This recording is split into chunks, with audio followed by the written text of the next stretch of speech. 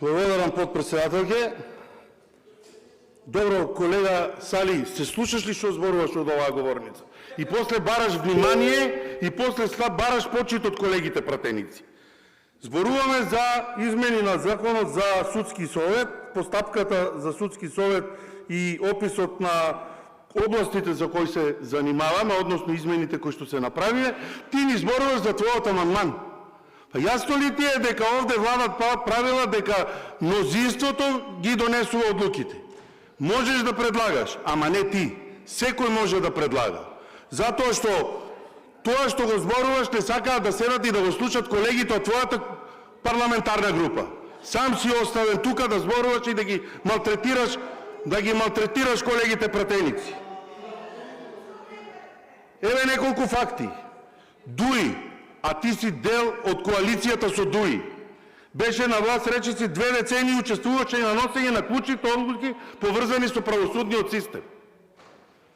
Во периодот кога беше на власт, а ти беше дел од таа судска власт, довербата на граѓаните во судството остана на ниско ниво, 2%.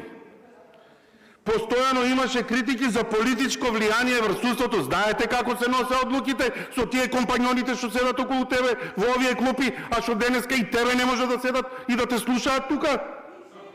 Не беа спроведени суштински реформи кои ќе обезбедат целосна одговорност и професионализација на судството.